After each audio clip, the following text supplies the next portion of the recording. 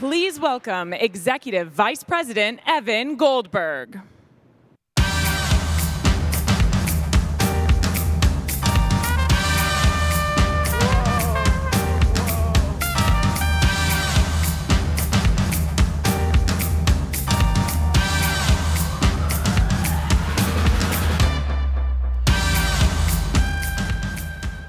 All right, after that, I am pumped. I knew that Little League was going to come in handy someday. I told my wife about it. I said, yeah, I'm going to like smash this class. She's like, oh, what's that all about? And I said, it's Grow Beyond. She's like, really? I mean, like, is it like growing beyond the glass ceiling? No. Is it like, Mazel Tov at a wedding? I'm like, no, it's just breaking glass. I mean, you just, go with it. No deeper meaning, except I do recommend it. I'm actually going to have one of these installed in my office every morning. It's awesome. OK, so I've been kicked upstairs this year. I'm not doing any demos. But I'm going to talk a lot about growth, because our theme is Grow Beyond. And today I'm going to talk about a blueprint for growth. But we must start with the ever-present safe harbor statement. We're going to talk a lot about growth. Almost all of it is true growth, but take everything with a grain of salt, and please read every single word of that. Now I'm switching to the next slide. Want to thank all our sponsors, incredible companies. You can see them all at the expo floor. As you can see, the font keeps getting smaller and smaller. That just is a testament to how many great companies are building great extensions to NetSuite. I want to give a special shout out to our diamond sponsors, Avalara and Dell Boomi. Woo! All right, now you can go crazy over our titanium sponsor, Deloitte Digital. All right, great stuff. Thank you again. No, it's really, they are incredible help in putting this all together, everything you're going to see over the next few days. So welcome to SuiteWorld 19 Grow Beyond. All right, you're pumped. Hey, what? OK, do you guys need to come up and break the glass? I mean, I can get them to set it up again. OK, well, anyway, you're probably thinking, when does the product session start? Well, it starts after lunch. I'm passing the clicker to Gary. But if this presentation isn't going well, I'm just going to have him switch over to that one, because love showing demos. But Gary's going to show all the demos. Please come by this afternoon after lunch. And then tomorrow, Unlocking Growth with Jason. There's a tall guy who's going to be there, so he should know a lot about growth. So Jason and Shaq tomorrow between 9 and 10:30. And last year we did a women's leadership lunch. This year we have a whole track. Tomorrow afternoon, the general session in the Venetian Ballroom from 1:15 to 2:45, sponsored by Deloitte Digital. And then GlowFest. Wednesday night with DJ Diesel. You can see him back there making a return visit to SuiteWorld. It's at the Palms. We're going to be the first guests to open up the brand new Chaos Club, because when you think of NetSuite, you think of chaos, right? No, not chaos. But tomorrow night, or Wednesday night, you guys, yeah, it's tomorrow night. It's hard to keep track of the dates. Tomorrow night, Chaos is in the house. And so, OK, we're ready to begin. Grow Beyond. What does Grow Beyond mean? Well, it should be immediately apparent from the slide. Do you all get it? Skyscrapers and clouds. But if you're here today, you're likely in an organization that's trying to increase its impact. And but the journey, wherever you begin and wherever you hope to end, it's not a straight line. And it's filled with twists and turns and side roads and forks. I'm going to be doing a lot of metaphors, so just be prepared for that. Sometimes it requires paving entirely new paths, and sometimes you achieve your most significant milestones by overcoming obstacles. So Grow Beyond is when you see that challenge, you meet that challenge with entrepreneurial spirit and grit, breaking glass. When you do that, extraordinary things can happen. It's where growth really accelerates. We've seen it in our own business. So some of you have heard the NetSuite story over the past 20 years. We've grown NetSuite through many triumphs and challenges. It started with a 5-minute phone conversation where we developed our North Star. And some of the best ideas are in 5-minute phone conversations. That's one takeaway you should have from this presentation. But no, we thought about what we wanted to do. We had it We had our mission. A little while later, we saw it in action. We saw a dashboard in a browser that showed everything about our business. That was sort of the aha moment where I was like, I was taking a little bit on faith before that. I saw the dashboard in my browser, and I said, oh yeah, this is going to work. I can see everything about my business wherever I am, anytime, anywhere. A lot of great milestones along the way, sort of some twists and turns that we've had to navigate. One of the first ones was on Christmas Eve, a couple years later, a customer posted on the user group, said, my site is not working, it's Christmas Eve, I need it working by tomorrow. I mean, we were like 10 people at the time. And, but I was, happened to be going through the user group at 10 p.m. on Christmas Eve, and as I'm wont to do, and I saw it, and that was back in the day we could fix things really fast. I'm like, okay, hit return.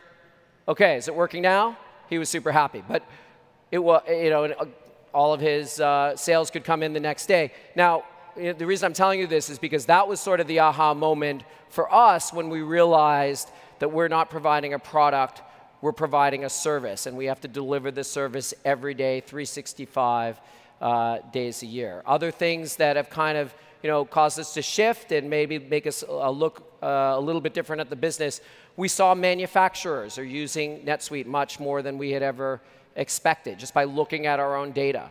And so then we had to have new thinking about how to build NetSuite to be, help them be successful.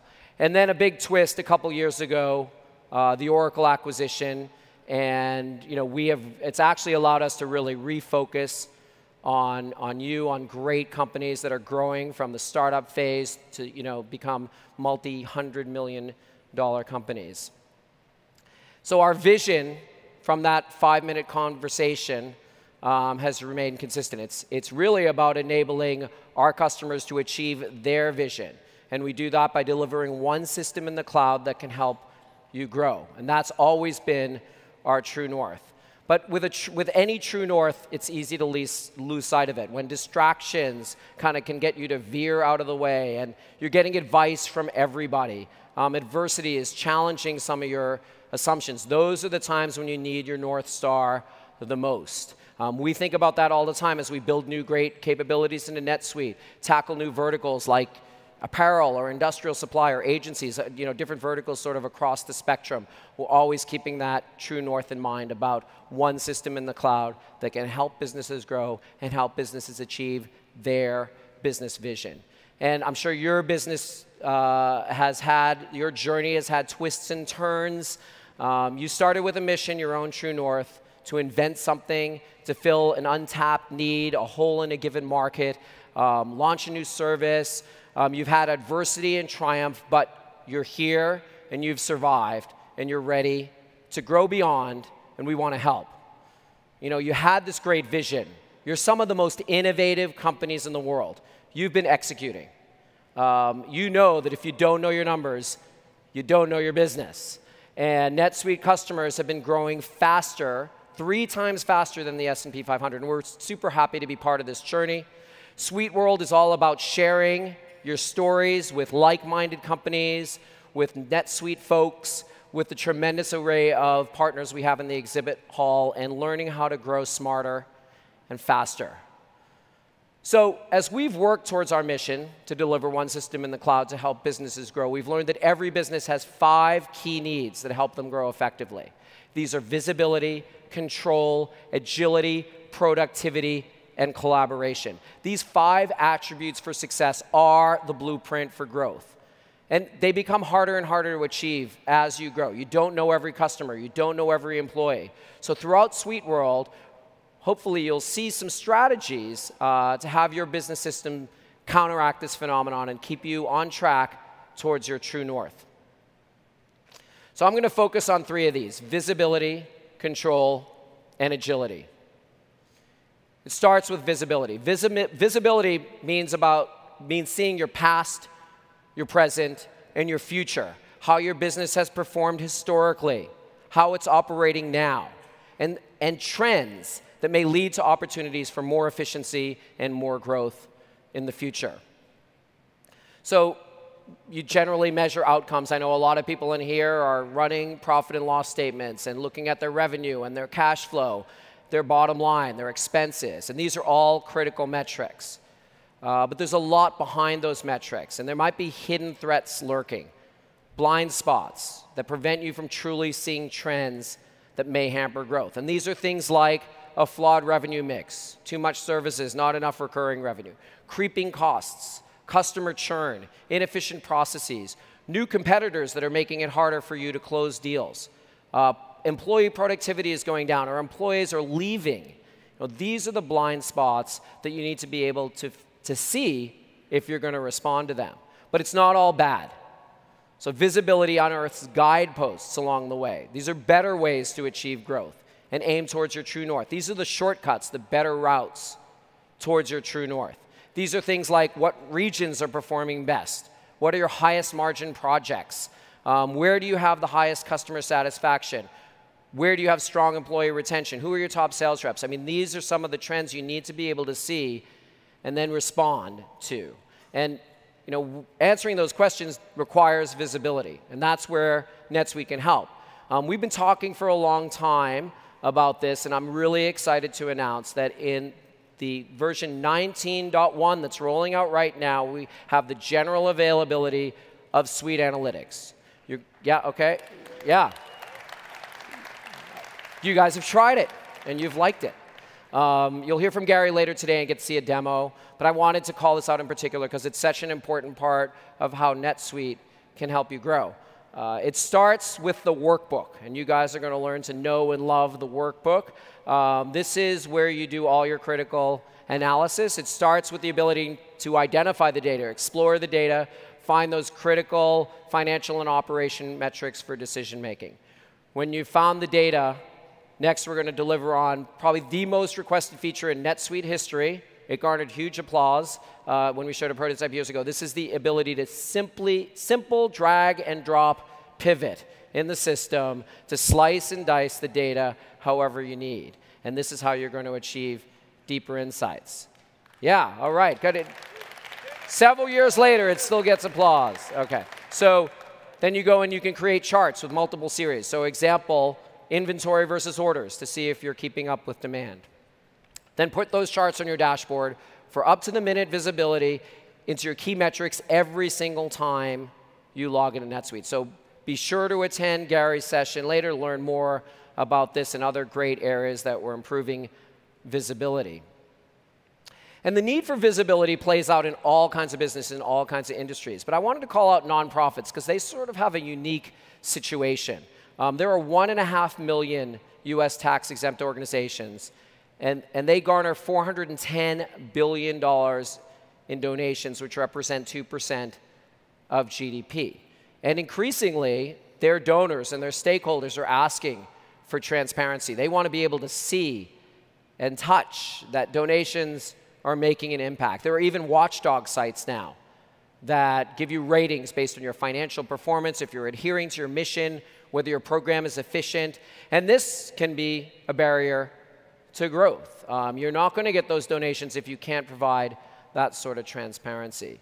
So that's something that we're really thinking about as we focus NetSuite on nonprofits. And so when it comes to outcomes, I wanted to bring up somebody that really knows about great outcomes. The American Cancer Society stands as one of the leading lights in changing the lives of individuals and families touched by cancer, which is basically all of us. So to hear more about their journey and how they've gained visibility into their business, I'd like to bring up their CFO, Rob King.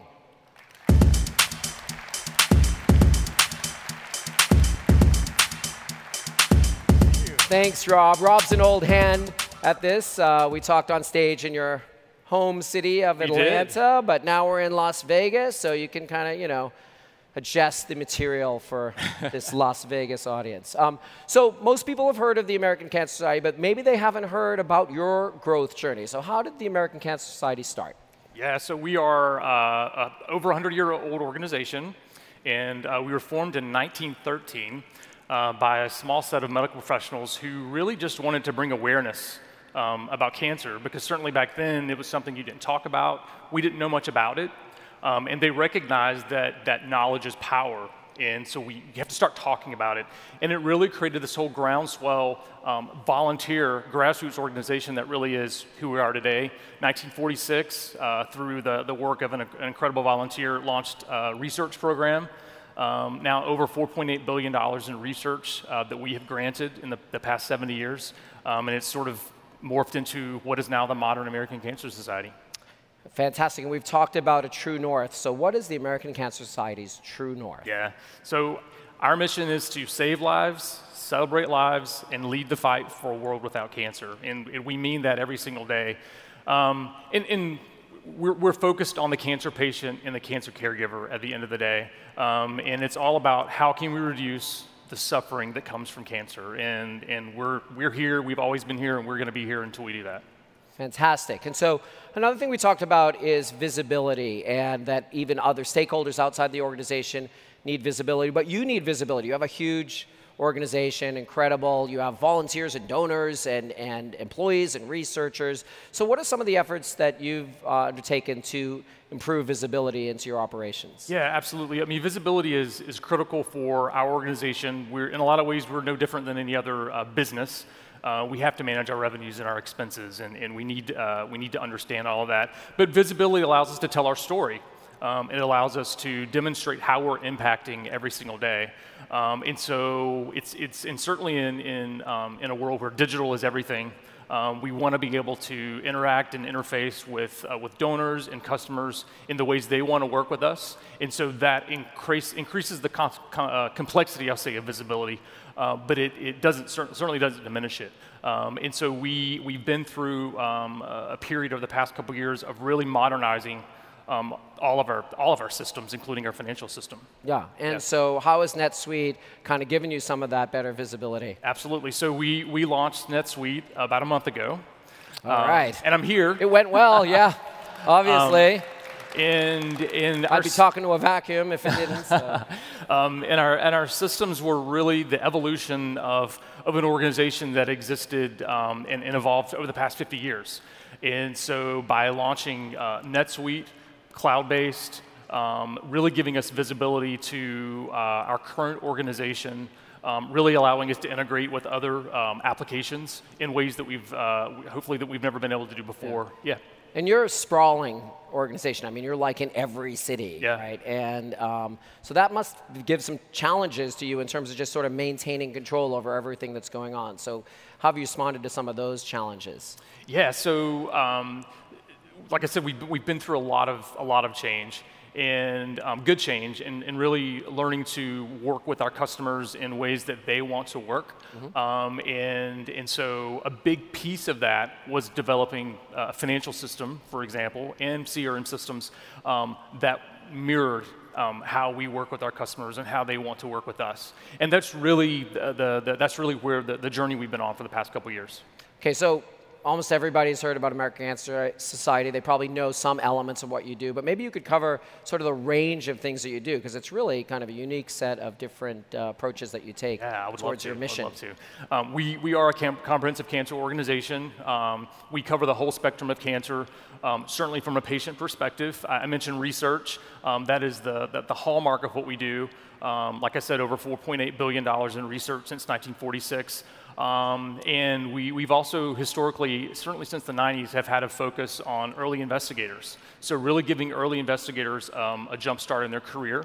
And now you're going to see us play into more translational. We just launched an impact fund, really allowing us to invest in today's solutions, which is exciting. We also have a whole pillar around prevention, early detection. Guidelines, colorectal, breast cancer, I could name them all. All the guidelines that your physicians use, the American Cancer Society is pivotal there. Very focused on public health campaigns like colorectal screening, HPV vaccinations.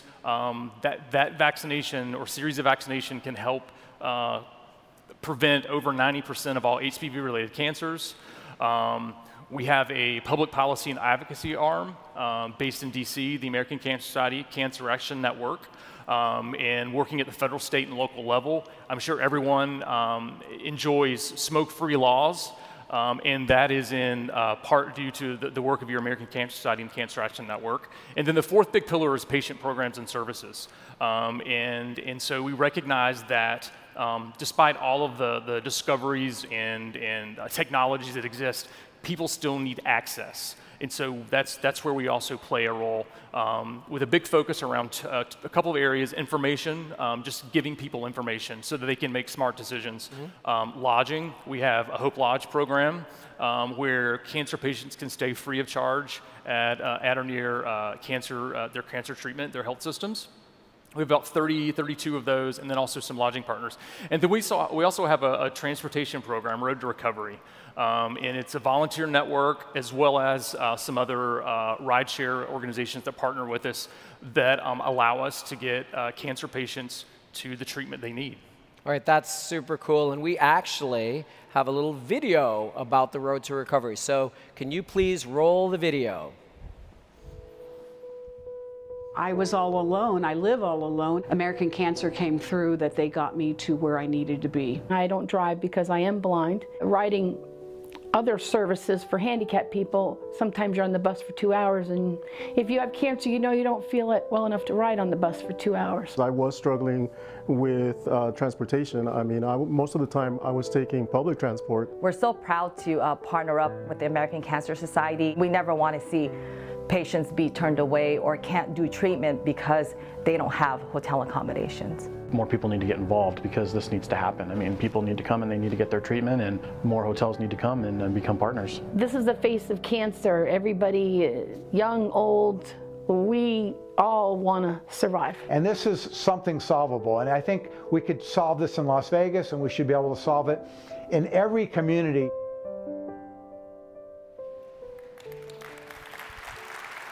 Fantastic. All right, well, I want to bring up someone from that video. I thought she was the best, actually. Definitely. And so I'd like to introduce a Road to Recovery patient, Kathy Patsinaud. All right, you're on.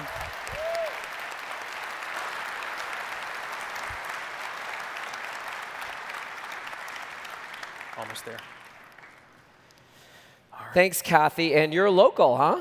Yes, I've been here 5 years. In Vegas, fantastic. You actually told me exactly how to get to your house earlier, but you don't have to tell all these people. You don't need them all visiting. So can you just tell us a little bit more about your experience with the Road to Recovery program?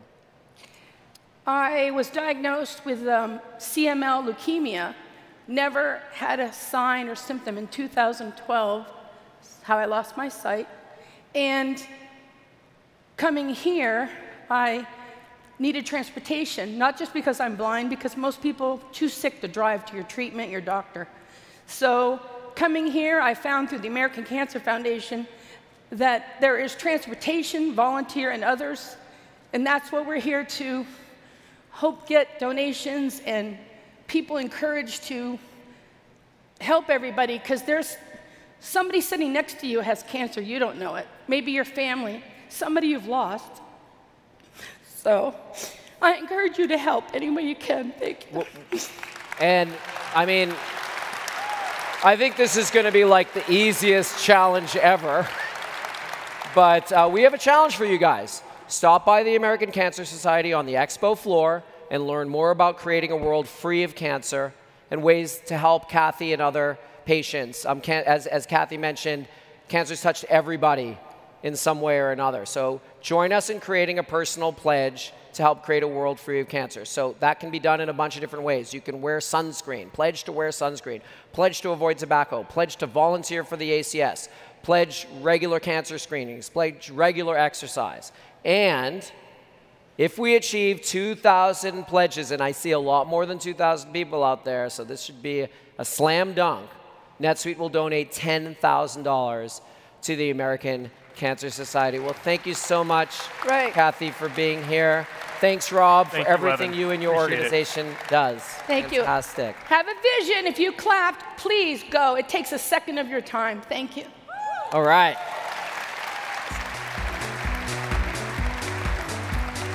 Sorry. No.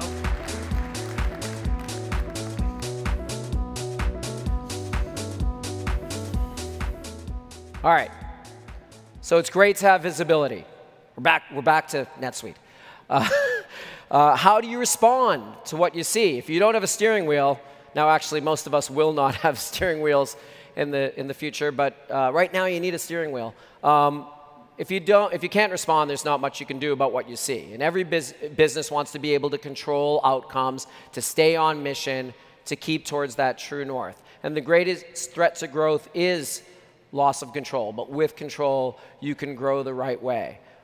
On your journey, there's going to be destabilizers and distractions. And you're in a different situation as your organization grows. And I definitely saw it as we grew NetSuite. You can't check in on every sales rep. You can't check in on every warehouse person. Well, we didn't have warehouse people, but you can't check in on every project manager. Things start dropping.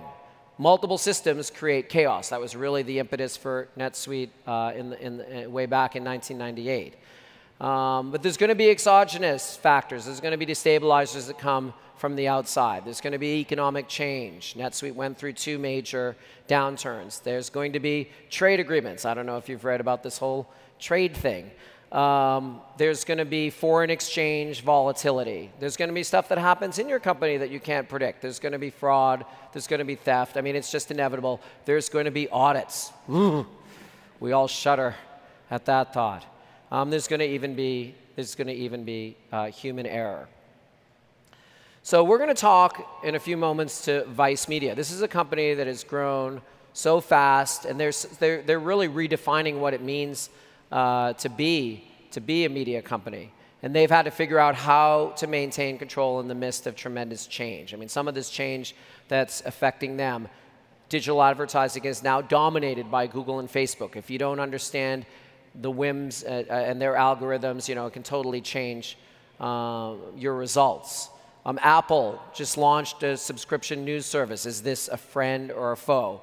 And Vice has managed to stand out amidst that backdrop. They've expanded their organization into 13 countries. And to talk about this, I'd like to bring out our partner, Deloitte Digital and Vice Media.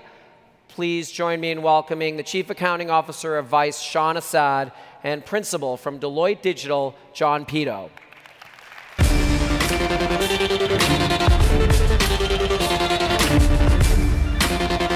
Sean, thank you. Thank you, Evan. Sean, thanks for coming up. So we're thrilled to have you guys here. So, Sean, maybe you could tell us a little bit about Vice and Vice's growth. Sure. So Vice is the world's preeminent young media company and content creation studio. It was created in 1994 and operates over 30 countries. Vice distributes over hundreds of millions of content monthly to users across its digital, linear, mobile, and social. Vice includes an international network of digital channels, a very successful in-house creative agency company, a magazine, and also a network in joint venture with A&E called Viceland. And so you're a chief accounting officer, so you probably think a little bit about control. What are some of the challenges of maintaining control as your organization's grown? Absolutely. So internal controls are important to every organization because it represents technically the assumptions used by management and other key personnel. So internal controls is very important because without it, you're going to have the wrong segregation of duties, and also the lessons that I learned about internal controls are 2 things. You need to have an organizational structure with the proper segregation of duties, and most of the time, private companies, they have a lean accounting structure, and it's going to be very hard to allocate the right resources to high risk. That's why our risk assessment is very important for the company, so management can understand those high risk areas. And also another area that I have other issues, which is a lack of monitoring controls. And technically, most of the private companies, they don't have the internal audit function, which is making it very hard. So I highly recommend that you assess your controls, your effectiveness, and have constant communication with the controllership group so you can understand all the issues that can arise. Okay, and so you guys have had incredible growth, but growth is hard. Maybe you can share some of the advice you'd have for all these growing companies and organizations? So most of the high growth companies struggle with the when moment of scaling a business. And that issue is because the founders of the business, they care mostly about the product and not about the plumbing and the wiring that support the growth in the future. So scaling a business is different than creating a business. So the question is, when is the right time to hire like more people, like a CAO, a CTO? And more you wait, more it's going to be very hard to implement the right processes. Before joining Vice, I worked for large companies, and I took for granted those processes. And when I joined Vice, I didn't have the right processes, I didn't have the right people. So I took a step back, and I challenged the assumptions. And also, I made key decisions that are right for Vice. So I created an organization with the right function, with the right people. So the lesson learned here about growth is, don't design roles around the wrong people. Again, at Vice, I had to let go the wrong people, hire the right people. And also, best practices are important to the company, but it provides only like an incremental change. You really, like, again, going back to what I said, it's very important to challenge the assumptions and understand what is right for your company. And that's when you're going to tap to an exponential growth. Perfect. And you know, I don't get paid unless I ask you about NetSuite. Sure. So I have to mention NetSuite in this. So I'm going to ask you, you've transformed the finance operations of Vice. And you know, tell us a little bit about that and how NetSuite's played a role. Absolutely. So we went live globally with Vice in January of this year. And before that, we had like 3 systems that didn't talk to each other. So it was very hard for me to implement a process, a global process, and also consolidation took forever to be done. So I didn't have the right data to communicate to senior management to make the right decision. So we tried to make so that's why we invested in finding the right ERP. And NetSuite, what we liked about NetSuite, because it's a cloud base, and also within its core competency, it has the scalability and usability and very easy user interface, which has reduced the time for training, also helped you with change management. And another thing that I liked about NetSuite is data security is important to me, and also to the chief legal officer. And NetSuite spent a lot of resources and time on strong internal control and data security breach. So. Great. Well, thanks, John. And John, Deloitte's worked with Vice and lots of other fast-growing companies. What do you see as the core to these companies' growth? Yeah, thanks, Evan. It's a pleasure to share the stage with you and Sean. And perhaps this is risky with a lot of finance people in the room, but structures and controls obviously matter. But we believe the key to growth is elevating the human experience. And I can hear some of you ask, what the hell does that mean? So here's what we think it means. So none of us wake up in the morning as just customers or employees or God help us, just a transaction. We wake up as messy, complicated, emotional people who, outside of food and shelter, most basic need is to feel seen, valued, and heard. And we believe passionately that those companies that can forge authentic human connections are those that will command loyalty, will create advocacy, and drive growth. And focusing on the totality of the experiences you're delivering are what is the engine of those connections. Yeah. Fantastic. Well, that's inspirational. Thanks a lot, Sean. And Sean, really appreciate it. And yeah, I'll keep that absolutely in mind. It's about the people. Fantastic. So we heard a little bit from Vice, and they're a company that provides amazing content. I want to talk a little bit on the product side. Same kind of challenges, and product companies are growing through incredible growth. They're expanding international. A really interesting case study is Gymshark. They're an athletic apparel company. They were started by a 19-year-old, so you're all kind of old, sorry, named Ben Francis. He started out of his parents' garage in the UK, very cliche, but it worked incredibly well. He and his friends sewed the apparel themselves, started a web store to sell it online. It exploded, big hit. Was recently named the fastest growing company in the UK. Now they sell their athletic apparel globally. They have facilities all over the world. They've announced they're launching a new fitness app and they've opened a fitness center in the UK, so fundamentally changing some of their business models. And you can learn more about Gymshark on Wednesday. Their COO, Chris Perrins, is speaking at the session, Act Global, Operating at a Global Scale. It's at 1:30 in the Venetian Ballroom C, Level 2. And just ask somebody out there. I'm sure they'll be able to help you find that. That's what I've been doing. OK, so as our customers have grown globally, so has NetSuite. Since 2016, we're operating in 21 new countries with new country localizations. And that brings us to 212 countries and dependent territories that we operate in. And also, since the acquisition, there have been 20,000 new international subsidiaries. That represents over half of the new subsidiaries in NetSuite customers. And so, as you expand globally, as we expand globally, we see a lot of the same things. You want to maintain consistency across your now sprawling organization, but there's differences in language, there's differences in tax laws and other regulations, and this is sort of the tension.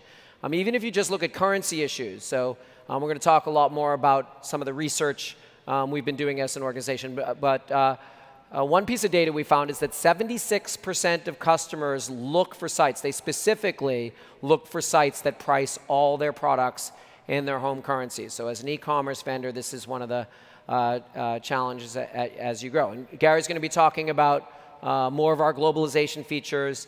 After lunch, he'll have some cool demos. And just wanted to show you a couple of these, because we've got some great stuff, some great enablers for global expansion.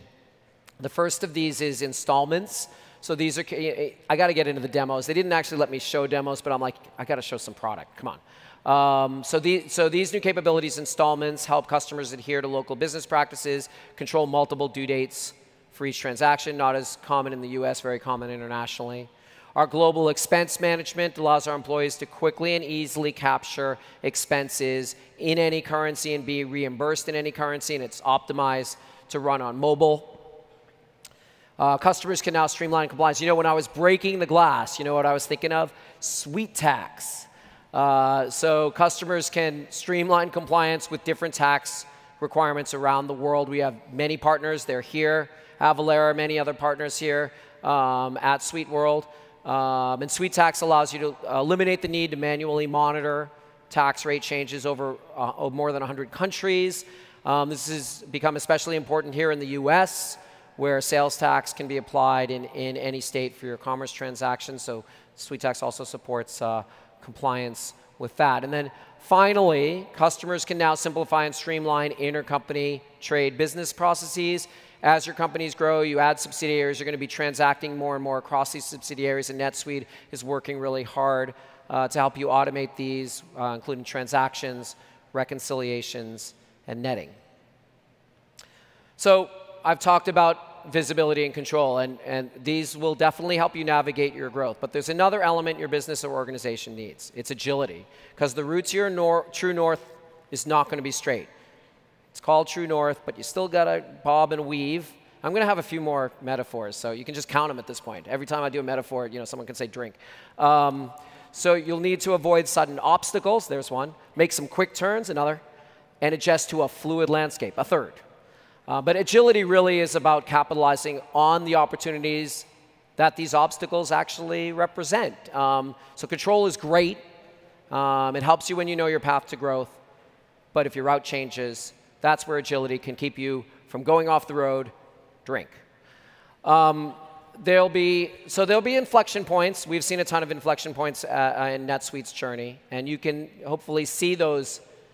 Visibility lets you see some of those inflection points coming, and agility lets you capitalize on them. So some of these inflection points that some of your organizations might have seen: evolving business models, new engagement platforms, new ways to reach your customers with new marketing channels, the advent of increased corporate social responsibility, the virtualized workforce, and of course, AI and machine learning.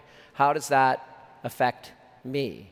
And so one of the most common inflection points, as I mentioned, is business model changes. So many industries are being upended by upstart companies that are thinking about new ways to deliver a product as a service or a service as a product. And ultimately, you're going to be operating with an OMNI business model. And this is where agility can really help. So these companies like Roku or Hint, or there's a company, Bark, with its subscription delivery service for dogs. So the Omni business model has come to dogs, all right? So you guys have to be on top of it. And the lines are blurring between what defines, these industries and these categories that we've used for so many years. What's a manufacturer? What's a retailer? What's a distributor? If you're a manufacturer, you're also trying to reach your end consumer directly. If you're a distributor, you might be starting to reach some of your customers via a retail outlet. So really have to think about that Omni business model. And here's an example, our customer Roku. So business models change and as customer demands change. And more people are cutting the cord. They want to move away from paying for expensive cable bills with channels that they don't even watch. And Roku's been on top of that. They actually started as part of Netflix. They saw this consumer need early on, and now they're the dominant player in the streaming TV space. They have a wide selection of hardware. You can use it via a stick or even a service built right into the existing smart TVs. And they started out by creating and manufacturing streaming hardware. But they've evolved now to partner with the streaming services. And they offer sort of a one-stop shop for all these services, whether you want to watch Netflix, Hulu, HBO, Showtime, the new Apple TV service. So they've gone beyond providing a product to offer a service to manage customers' subscriptions, but still keeping their eye on that true north, which is delivering the best possible streaming experience to their customers. And NetSuite's really uniquely suited to the challenges of the Omni business model. There's some great capabilities that we're highlighting at SuiteWorld across all of these. And you have access to all of these capabilities as your business transforms. So this is the other thing I was thinking as I hit it, is the new lease accounting standard. It gets me fired up. But there really are a lot of changes in leases, and customers are asking for new ways of acquiring and paying for product. And our support for leases helps customers streamline their financial management and dramatically improve efficiencies in dealing with leases. Our allocation and commitment engine, all about delivering product, the best way to allocate product, quickly identify potential issues and generate recommendations so your customers get the product when they want it. Updates to the Oracle Bronto marketing platform deliver more relevant, consistent brand experiences, give you increased visibility into commerce data, improves campaign ROI measurement, and it optimizes email delivery. How do you reach these thousands, hundreds of thousands, millions of customers that want to use your product or service? And Suite Billing, sort of the ultimate Omni business model enabler. One invoice for whatever you sell. You can easily sell subscriptions, products, services, all together. And for the services you provide for your customers, whether you're a pure service company or a software company, our latest project management and billing enhancements revolving around the work breakdown structure. And many of you in here know what that is, and some of you are like, what is a work breakdown structure? But it's really about giving increased visibility into project reporting and stronger control over time and expenses. And then finally, when it comes time to deliver products, our new mobile WMS solution helps customers optimize their inventory management and deliver inbound, outbound inventory operations, give great availability, tighten control over the entire inventory lifecycle. So all of these things come with NetSuite, whatever part of the Omni business model your organization is being driven by. And I talked about our mission earlier as being one system delivered in the cloud that can help businesses grow. And when you start to unlock more parts of what NetSuite offers, it unlocks more automation, it unlocks more collaboration, more ways to build exponential value. Retail customers that use financials and e-commerce and inventory and planning and budgeting are getting not just the value of each of those modules, but the combined value of those capabilities when they're actually linked together. And doing that's going to dramatically improve your visibility. You're going to be able to see all parts of your business. You'll get unprecedented control, because if you have one system, that makes it so much easier to enforce that control. And then finally, you're going to be more agile than ever, because all users are going to be playing with the same playbook, but when it says you got to pivot right, everybody's going to be pivoting right. And many of our customers are taking advantage of advanced customer support. And this is a dedicated support team that will help you pull all this together and unlock all the potential of NetSuite. We're responsive to the results you're achieving with NetSuite. We can proactively monitor your use of the service and help you leverage new releases and new capabilities to help you grow faster. Unlock the full value of the suite because the more you use, the more value you get, and the more you can grow. So I wanted to talk about one more product that I'm excited about, and that really epitomizes this idea of tying everything together. It's a great example of what can happen when you bring visibility, control, and agility to the game as you run your organization. So HR is something that can often operate in a silo. They have profile information on employees. They may send out a form that you can use to conduct performance reviews. But if people drive the success and growth of your organization, they can't be disconnected from the performance of the overall business. So with Suite People, we're actually tying the performance of the business together with the performance of the employees. You'll get the best possible visibility and control over your most important resource. I think we'll all agree that that's our people. And through communication and performance monitoring and goal setting, it gives you a way to respond quickly to what's ahead. You know, the impact on your organization can be enormous. So let's say you have a warehouse picker. Rather than being sort of isolated from what's going on in the business, you might have certain metrics that they can see, that they see on their dashboard, that they know they're being measured by. And so if you can look at your efficiency in the warehouse, tie it to the metrics, pop into Suite People, and then tie the individual's performance to conduct a performance review, you're linking the business model to the people strategy. And it's really bringing much more relevance to performance management. It's another example of what we call sweetness. And that's the idea that the more of NetSuite you use, the more value you get. And that value becomes exponential. So since we're talking about people, let's talk about motivating people and getting them to unleash their creativity. So the Second City. You may know them for their consumer-oriented sketch comedy. But Second City Works has been expanding across the US to help businesses and business leaders. So let's bring up Kelly Leonard to discuss how this happens.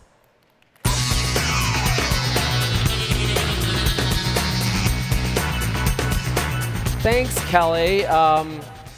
From our mutual hair issues, yes. I can tell you that we're good duo. I can tell that you've been at Second City for a long time. So can you tell us about how Second City has grown, some of the things you've seen over those years? Sure. Second City started in 1959. I showed up in 1988. My first gig was as a dishwasher. Not a good job. I got hired as a dishwasher the same day that Jon Favreau got hired, and we both had mullets. There's photographic evidence. But when I started at Second City, there were no computers. We didn't take credit cards. Bonnie Hunt and Mike Myers were on the resident stage. Chris Farley had just been hired in the touring company. And as I moved into a leadership role, I took over producing in 1992, and my first cast included Stephen Colbert and Steve Carell, Total Hacks. But then I saw us, we got computers. And then we started taking credit cards. When I started at Second City, the accounting system was Aunt Nettie, and that's not a platform, it was someone's aunt. So we really saw Second City move from being a theater to turn into a content and education company. And the business that grew the most was our corporate work, taking the practices of improvisation, which underlie all the training at Second City, and bringing those to businesses that need to have their people be more creative, collaborate better, and show some resilience and agility in the moment. So everything you're talking about, I was thinking as I was sitting there that we sort of unlock the code in human beings to be better at what they do with other human beings. And let's talk about it specifically for businesses. So how does it work, you know, that when businesses are doing these kinds of improvisation? Sure. And how does it help them directly? Well, so you know, no one is handed a script to walk through life. And even if they are, so many things happen that you can't rely on probably that script. So we go into many businesses, and we do content as well, and marketing, those services. But the biggest part of our business is when we get brought in to train people, to give them more agency, to sort of unlock their ability to say yes and in the moment. I think what we know about most human beings is that their default setting is to do nothing or to say no. In our work, the cardinal rule of improvisation is you can't say no and you can't stop at yes. You have to say yes and to affirm and contribute in order to explore and heighten. And it's one thing about reading that in a book, But that doesn't change behavior. What changes behavior is when you practice it over time and when you collaborate in the moment. And I give these talks all the time, and there's always people in the back who say, if I yes-anded every idea, I'd get nothing done. So 2 things I know. One, whoever said that, they're a nightmare to work with. And more importantly, yes-and operates at the front end of innovation. It's 5 minutes at the beginning of a brainstorm. Because you say no enough to a person, they're not going to bring you more ideas. They're just going to sit there in silence. And again, get paid for mentioning NetSuite. Tell us how NetSuite helps you laugh. Well, all right. So I noticed that you have not developed sweet comedy. And I think that's primarily we can partner with you guys on that. We could. In and of itself, computers are not funny. But we're working on it. We are, and we're going to use the random function. They are. But what NetSuite does is allows our numbers to talk to each other. All right. In the same way that we try to instill in human beings new processes so that they can sort of better unleash their own creativity, importantly with other people. What NetSuite does is free us up so that I'm nowhere near accounting. Yeah. No one wants me anywhere near it. Yeah, you can focus on what you want to really do, which is help bringing this improv to business. So instead of just talking about it, let's go ahead and try it. Yeah, we're going to show Don't Tell. So I'm going to bring up 2 of my colleagues, Becca and Colleen, and are you game to improvise? I was told this morning I have to do this, and I want you to set your expectations like here. Low bar. Actually, like here. Below the stage. But I'll do my best. I will cede the stage to the improvisers. All right. Thanks. Thanks, Kelly. Well, I'm Colleen. I'm Becca. And we are going to improvise with you, Evan. All right. Okay, so the way this is going to work is I'm going to be the director, and these 2 folks are going to play. And what it means to play is just have a conversation. But the twist is that anytime during the conversation, I can ring this bell and point to one of you, and whoever I'm pointing at has to take back the last word or phrase of what they just said and replace it with something new. I can take that back up to 3 times, and the last one that is taken back is the one that you keep building on. So for example, if I had Becca take it back, it might sound something like this. I have a dog. I have a cat. I have a really bad rash. Okay. So there is truth in comedy, and we're going to learn a lot. So to get us started, let's get a suggestion from the audience. Can you shout out your favorite vacation destination? Spain. I heard Spain. Great. So here's our conversation. Spain is our suggestion. Do you want some sunscreen? I think so. It's sunny. Yeah. OK. I just wanted to make sure. We're taking care of ourselves. So. It's just that everyone's looking at you, and I noticed that you're starting to burn, so I just want to make sure we don't draw any more attention to ourselves. Oh, well, you know, it's just kind of a flush, because I'm so excited to be doing this right now. It's kind of a flush because I've been drinking heavily before this. I kind of noticed that. Last night, I went to sleep, and when I woke up at 3 in the morning, you were gone. When I woke up at 3 in the morning, I looked out the window, and I saw you dancing in the street. I saw you were gone, and I felt so happy to be alone for a minute without you. Well, I was dancing in the street preparing for GlowFest. There's going to be a lot of dancing there, and there's going to be a lot of drinking there. There's going to be a lot of talking about sweet tax there. Yeah, I still don't understand what that means, but I'm looking forward to Just hang out here, and I'm sure plenty of people will be willing to tell you. So I was thinking we might be able to go out today and get some food or get some drinks, really explore Spain and see what it's like. I've been working on my Spanish a little bit. Oh, great. And now we're in Spain, yes. SuiteWorld, Spain. Yeah.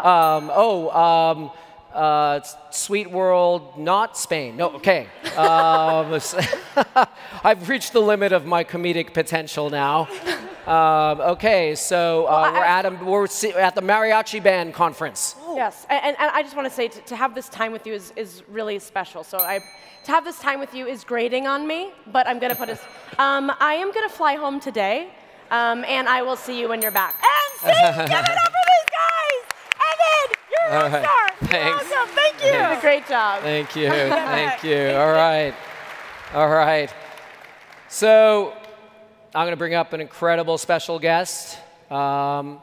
Actor-comedian Jason Sudeikis. All right. Here he comes.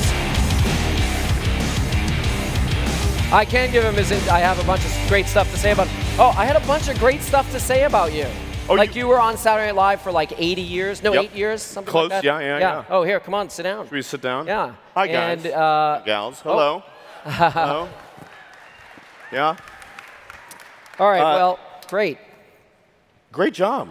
Eh. No, come on. I can't believe you memorized all that. Yeah, exactly. Exactly. Gotcha. Just like you guys memorize everything on Saturday Night Live. Yes, we do. Yeah, we stare into space. Cards Exactly. is a big myth. You're kind of just dazed. Okay, so thought we'd maybe start at the beginning, right at childhood. So you've talked about actually that a lot of stuff growing up affected your comedy later in life, like even basketball. Sure. So what were you thinking about? Did you have a plan when you were getting going early on when you were 8 years old? No, not at all. All right. No, any 8-year-old that has their act together is no relative of mine. But I applaud them. I applaud them if they do. No, but I do have this like moment of like that John Irving book, A Prayer for OMNI, where if I look back at the choices I was making as like a young person, all of them were leading to what I was doing. So even when like playing basketball, I skewed a little. I was a hot dog, you know. If there was like a fundamental play to make, I would probably choose to go behind the back or something. Yeah. Steph Curry style. Yeah, exactly. Yeah, or you know, Magic Johnson in my day. But I would. It was all performing. It was all me thinking it was a big show and a big lark, much to the chagrin of coaches and teammates and whatnot. So did you have mentors that helped you in comedy or people that you particularly admired? You 100%. probably got to meet them. Yeah, I've had an incredible opportunity to have people that were heroes of mine, then become mentors, then become friends, then become coworkers. So, you know, someone close to Kelly Leonard and I, Tina Fey would be, you know, probably one of the biggest examples that people know. She was someone that her and her husband, Jeff was a director, a musical director at Second City during my time there. And yeah, Tina was just someone that I loved watching, and I loved her writing, along with this fellow Scott Adsit, and all their sketches would be sketches that I would want to do in the touring company, or when we had the Second City down at the Flamingo years ago, we would do a lot of their sketches. And then to get asked to audition for SNL, you know, sending her like an email going, what do I do? And I don't know her at this point. She's just, you know, again, a hero, and at that point, like the head writer of Saturday Night Live, and I happen to have her email address because of this comedy fraternity I was a part of. You happened to have it. They happened to have it at that point. It was, and so and she was just like, you know, don't feel like you got to make it a big whole thing. Just set up your piece and then do it. And then she ended it with rock out with your blank out. The blank was not blank. But it rhymed. You're at a business conference. So. Yeah, exactly. Yeah, that's why I did that. And so then once getting there, she was also the first person to tell me, because I got hired as a writer first. She was like, if you can improvise, you can write. So when you're dealing with that imposter syndrome, but a good mentor, a good teacher, a good coach, a good producer, a good boss is someone that sees something in you that you can't see within yourself. And it's sometimes a fear of success, sometimes a fear of failure. Bad parenting, you know, friends that were telling Don't have children. Yeah, exactly. Yeah. Avoid it if you can, or at least avoid seeing them. But yeah, she was like that. So that would be a big one. That's the first one that comes to mind, and not just because it's, you know, she's the all-powerful Miss Tina Fey, but she actually walked the walk there for me. So you were in a ton of sketches. You can do a search on the SNL app, and like 340 sketches came up. Yeah. And I've watched like 120 of them. And right after this, I'm going to watch the other rest, ones. the last 240, yeah. So, but, you did good. So you don't just do comedy, you do math. I think I got it wrong by 20. Yeah, 220. No, okay, so what are the characters that like people come up to you and kind of just say, hey, I love X? I would say the number one thing that people come up to me about is this sketch that we did called What Up With That? Which was Kenan Thompson hosting a talk show, and we'd always have these, you know, 3 illustrious guests, always ending with Bill Hader playing Lindsey Buckingham. Yeah, who never got to say anything. And he would never get to interview any of them, and there would always be this dance. Fortunately, that didn't happen today. Yeah, exactly. Yeah, if it would have. I get so winded during that sketch that it would be, not worth the time. But that sketch is number one. From 8-year-olds to 88-year-olds, I've seen children, I've seen guys our age dressed up like that for Halloween, and the irony of that thing for me is that I learned, it's me doing a lot of like 90s hip hop dancing, like doing the Running Man and this thing called the Roger Rabbit, and all these these moves from me being a kid, like this white kid in Overland Park, Kansas. who watched, OP? Yeah. White kids. Well, there's 10,000 people here, so there's got to be someone. What's that? Yeah. There's 10,000 people here, so there's got to be someone. No, it's one of the 50 states is going to get called out. That I watched House Party a lot, so I learned all these dances and whatnot, and then I did, Then I did Second City and the whole Chicago experience. Then I go through and I write on SNL, and all these things that I had done for all these years, thinking I'm learning about comedy and learning about comedy. The thing that I get once achieving like this pinnacle of sketch comedy, that being on Saturday Night Live, which was a dream come true, and at some point not even a thing I thought could ever happen. The thing that I get the most response for, the most sort of head nods for, is this thing that I did when I was a 16-year-old boy. So like the joy of making my teammates laugh or making my friends laugh is the same thing that makes an audience that of millions of people laugh.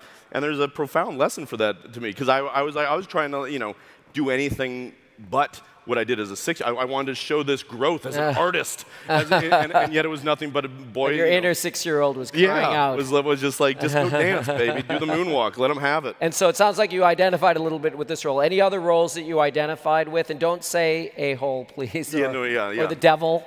The a-holes came about with Kristen Wiig. Those characters that we did.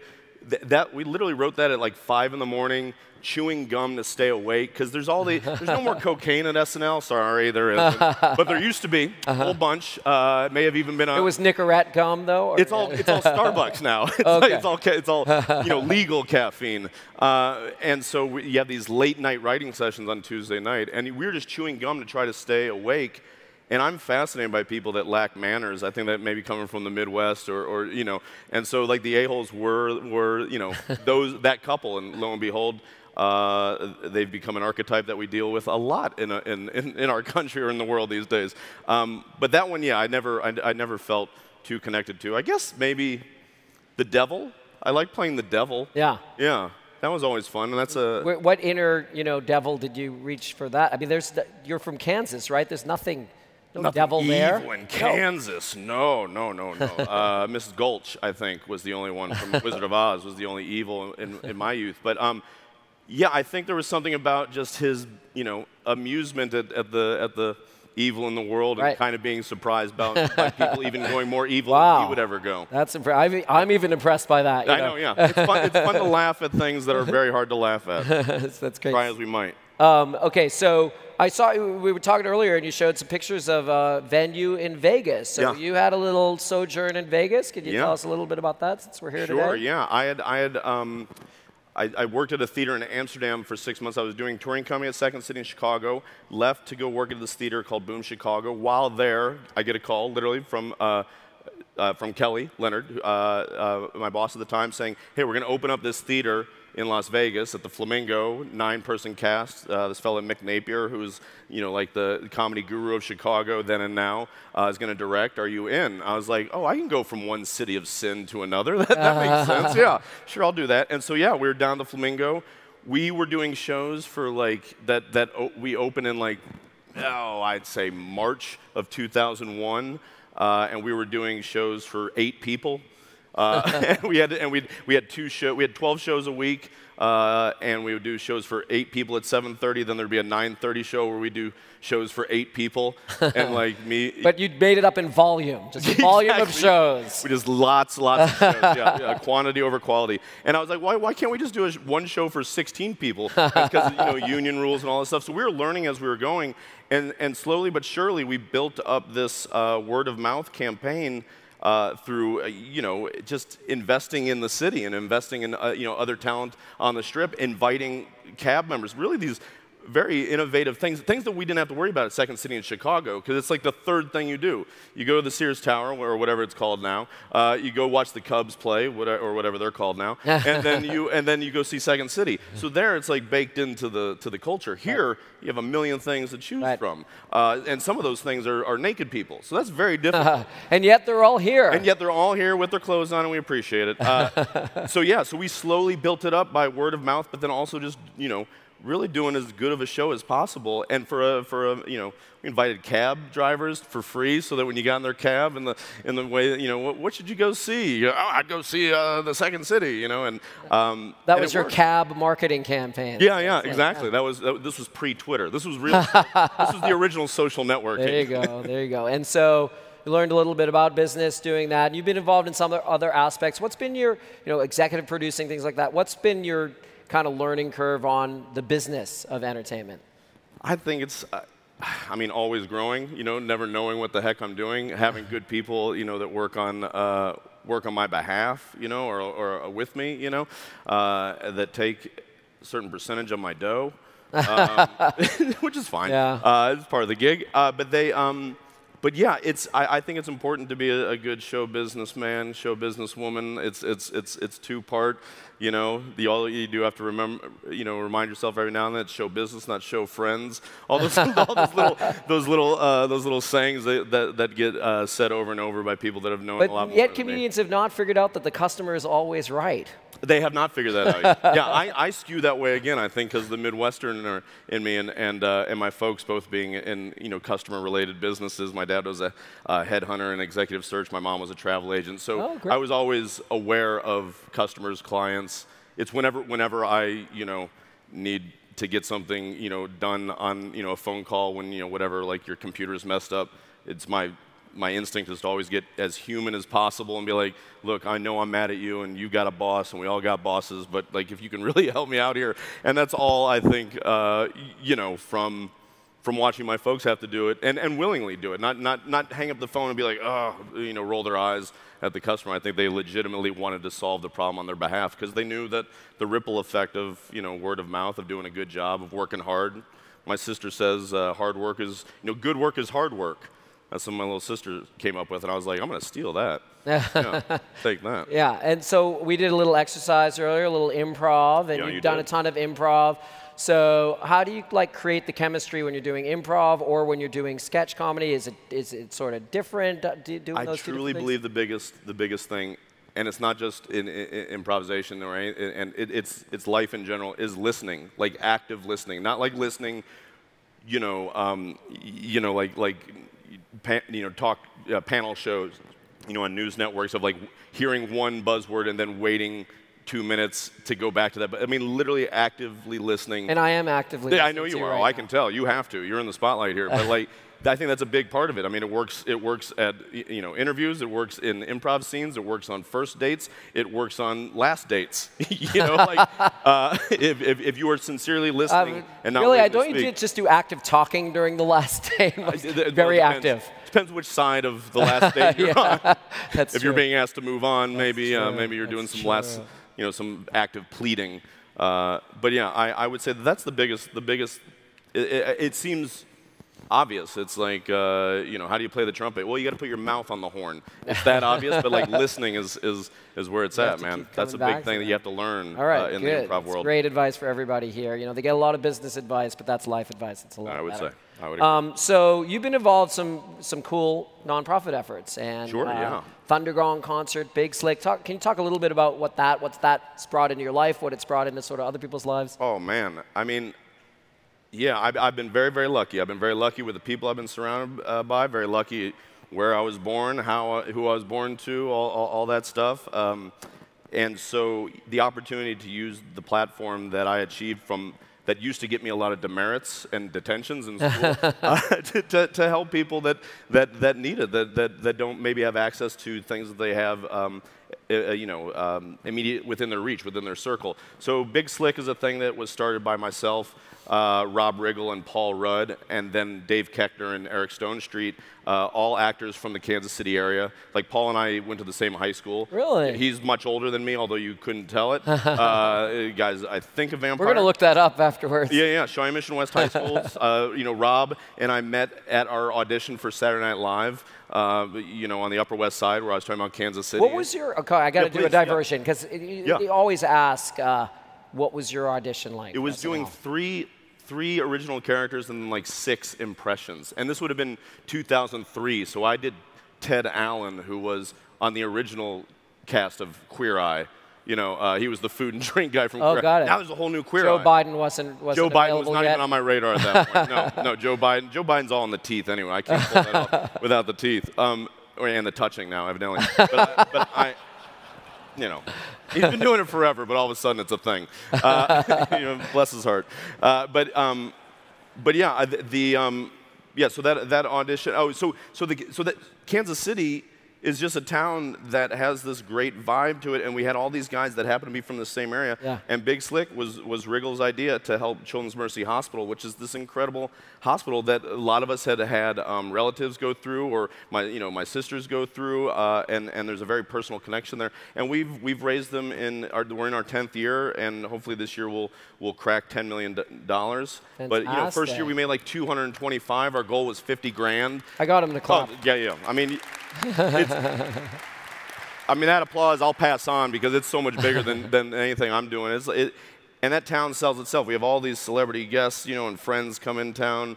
That first year, Adam McKay and Will Ferrell came out and really put us on the map. And we made 400% more than we thought we were going to do. And then it's just we haven't dipped once in 1 year, so we keep going. Then Thunder Gong is my good friend Billy, who is a lifelong musician. Lost his left leg, his hi-hat leg, to bone cancer, and he was a session musician in Nashville at that point, and he had someone going through the same surgery, and went over to talk to him, and felt so good mentoring this person that he was like, how do I do this? Like, I love playing music, but how do I combine those two? And so we came up with Thunder Gong. It's a charity concert we do in November, and like last year, our friends Ben Harper and Chance the Rapper came out. Oh, awesome. And we made a buttload of money for people that don't have insurance or the means or the connections to buy an affordable prosthetic leg. So we can get $50,000 legs for like $500 for cost, and then get these people literally back on their feet. Now the catch-22 that is like having an appendage that you can use at your job, and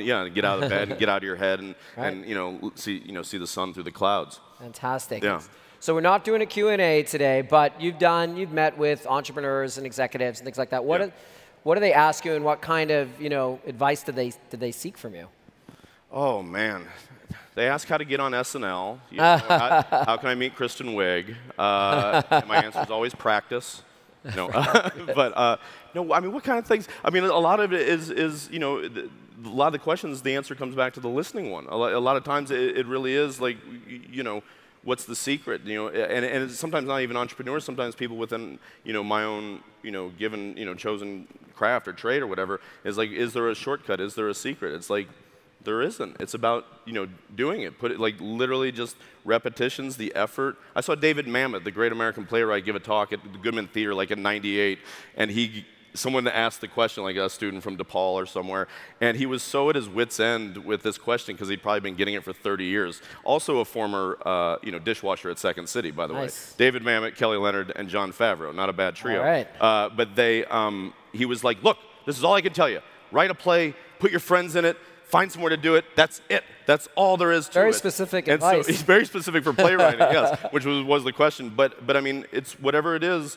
There's an amazing opportunity these days with the internet. That's the great Wild West. That good is good. Cream rises to the top. So if you have a point of view, if you have something to say, if you have something, a change you want to see in the world, there's a place to put that now that doesn't get lost in the shuffle. I mean, it does a little bit, obviously, with the news cycle and whatnot. But if you keep hammering away at this point of view with like an intentionality, you can see results quicker than you could like when we were kids, certainly. All right. Well, where should we look for you next? Are you doing another software conference? When am I? Exactly. I'm right down the street. CinemaCon.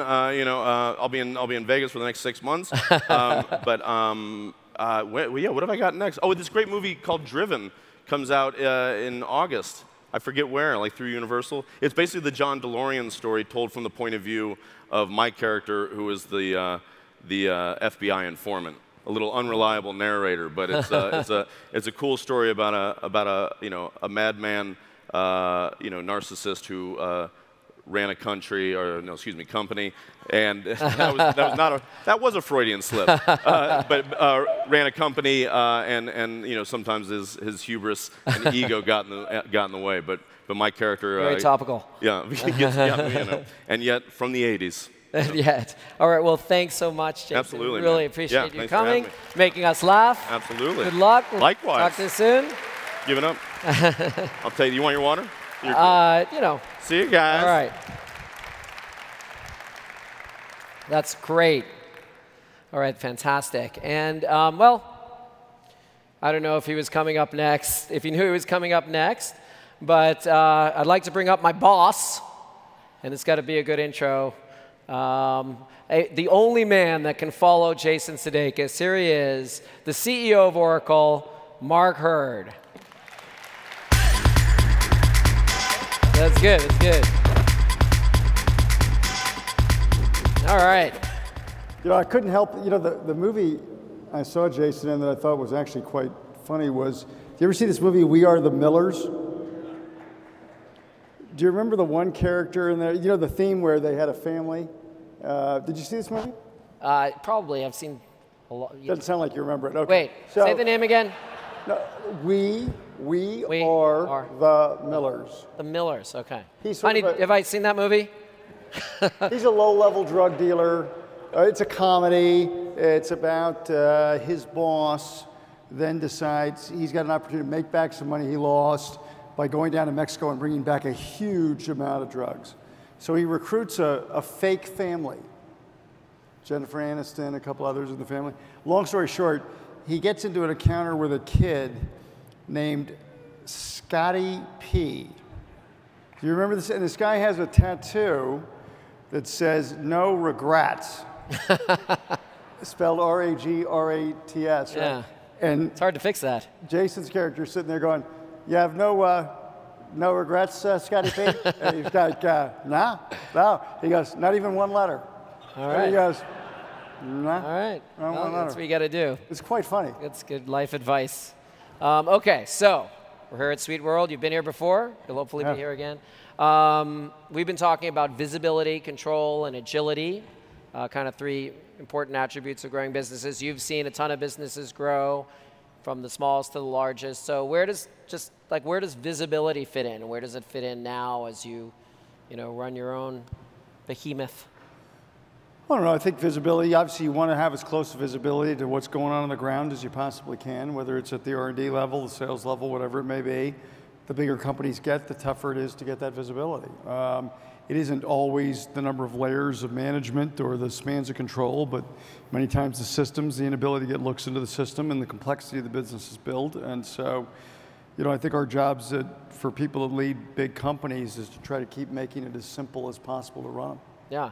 And we talked about control and agility. There's sort of a little tension there. You want to keep everybody on the kind of path, but you want them to be agile when things happen, and that becomes harder, obviously, as it gets bigger. So, you've been involved in some huge companies. How do you inject sort of agility when you get to that size? Well, you don't want everybody improvising, right? So you really want a homogeneous strategy executed, with as much improvisation as you can within the context of the strategy. Right. So being able to agree strategically, and I think that's a big deal, particularly as you get to big companies. It may sound trivial, but when you get, like in our case, we have 145,000 people, and they're all smart.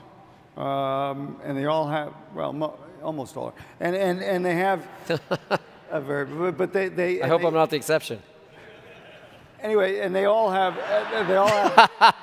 various opinions. Some things are better left unsaid. They all have various opinions on how the play should run, and so as long as that's within the context of the strategy, but it's important for us, I think, Evan, first to communicate what we're trying to get done. Yeah. Communicate. I mean, you and I spend a lot of time talking about NetSuite.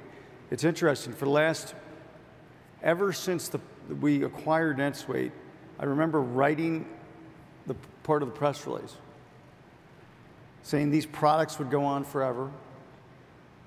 I remember writing that. And I still get the question, are you eventually going to quit building this product? And so communicating with clarity, this is our direction, this is our strategy, not just externally, but also internally, I think is a big part of that. Yeah, so speaking of NetSuite, we're part of a bigger strategy that Oracle has. Maybe you can just talk about how you sort of see NetSuite fitting in. You're still happy you did the deal, right? I'm thinking about it. I'm thrilled. I couldn't be happy. I mean, I think that it's as strategic an acquisition as we've ever made. And I think it's the team, you and the team have performed extremely well to make it look like as good a decision as I hoped it would look like. All right, well, I was fishing for compliments there. But so, and how does NetSuite fit into the overall sort of Oracle strategy, which is really, very, very broad, dramatic strategy for the next coming years? Well, as you know, there's two big bets in the company, applications and database. And in the applications market is about $125 billion as it's constituted today. So it's a big market, a lot of money in it. And frankly, we think all of that is going to move to the cloud, all of it. Just for simplicity's sake, it costs less, it's more secure, there's more innovation.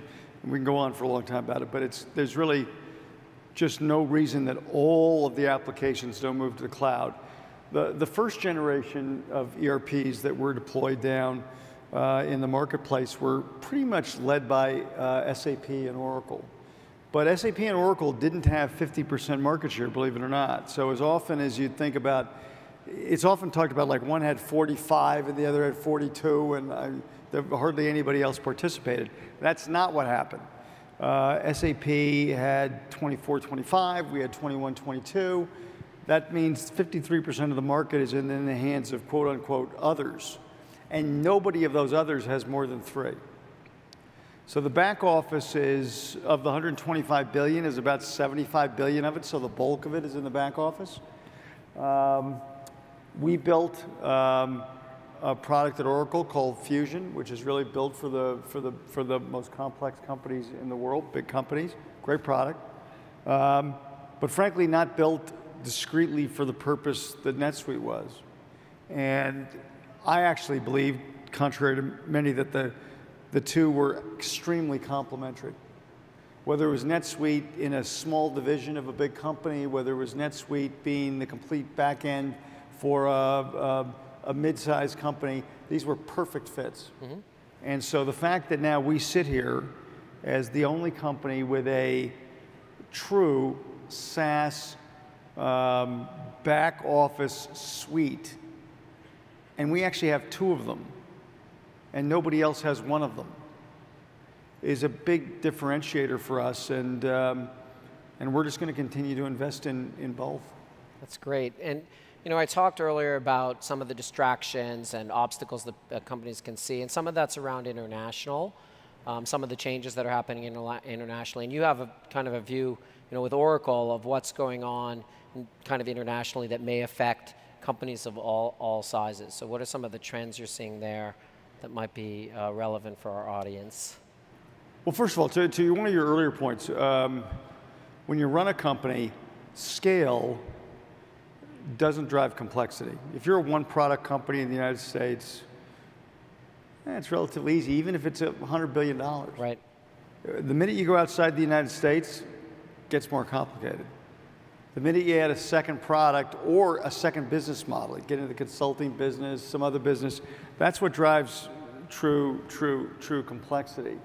To your question more about the economic back end of the world today, it's a strange time. I mean, my guess is GDP is growing about 3% globally overall, and for all of the shots at China, probably 800 billion of that growth is in China.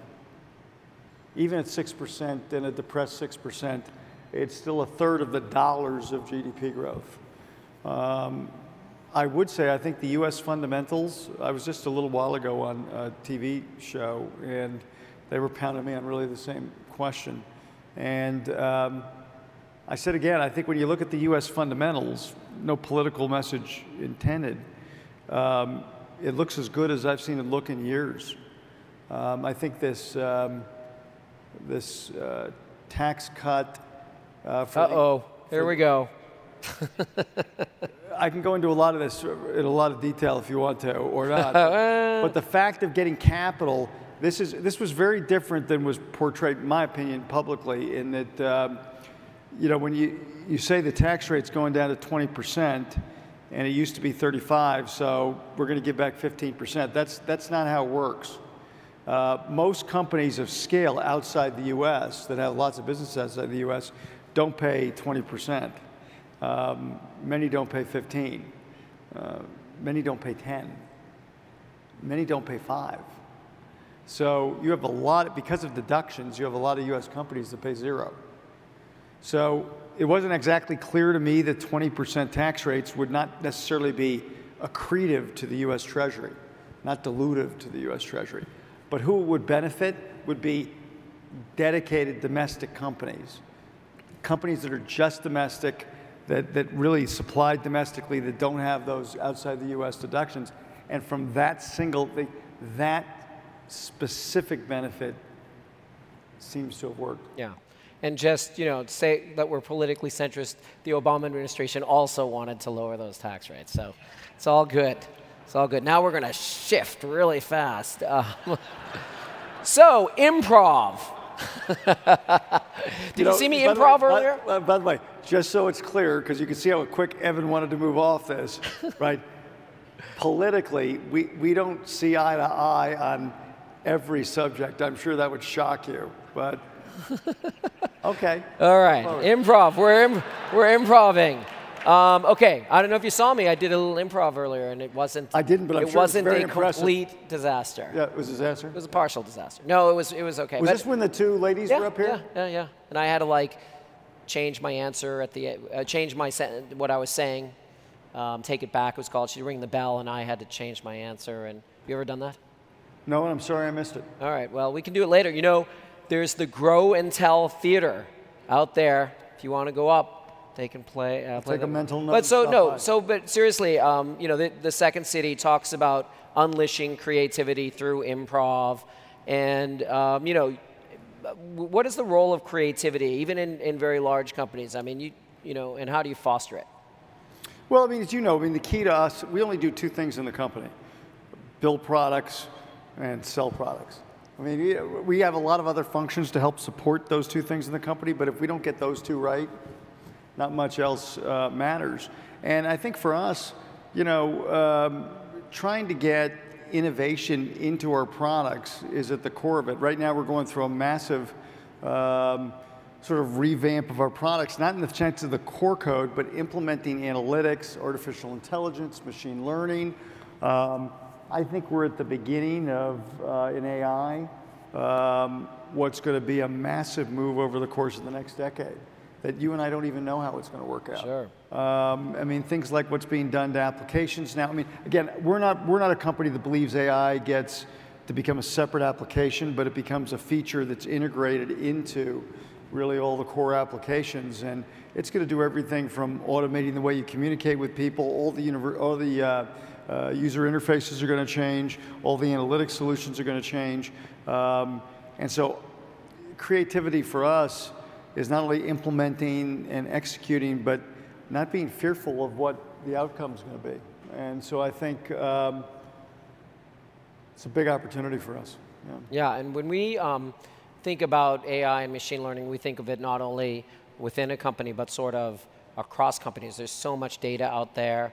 And do you think that, when you see companies trying to sort of figure out how they fit into an industry, do you think there's a role for some, kind of aggregating some of this data and looking at how the whole industry is performing, things like that? I think the first use cases will be much more mundane. Yeah. I mean, I'll give you an example. When I was CEO of HP, one of my big issues was, I'll give you an example. We used to sell $8 billion into China. We exported $14 billion out of China in 2008-9. And we did it mostly out of Shanghai, and we had two runways with 747s that would leave every day, and we'd load up a ship or two every day that would take 28 days across the Atlantic with finished goods. Now, those finished goods, in general, had to be allocated as they went across the ocean. It's not what I wanted to do. Mm-hmm. What I wanted to do was to get those goods on the ship as fast as they were made, and I wanted to allocate them dynamically while they were on the water. I wanted to be able to integrate my order system directly into my supply chain system. I wanted to I never heard the word blockchain in 2008. I wanted to securely align a transaction from my order system into my supply chain system so that I can then dynamically allocate that good that was on the boat to somebody who wasn't going to have it perhaps for whatever subset of 28 days that ship was still in the ocean. I used to tell our guys, this is what we're going to do. They would all say, there's no chance in hell we're going to be able to do that. We don't have the systems to do that. Everything is siloed. We can now do that. And so the ability for us to now, I mean, I'll take something as simple as recruiting. We recruit 20,000 people a year in the company. We recruit almost all of them through a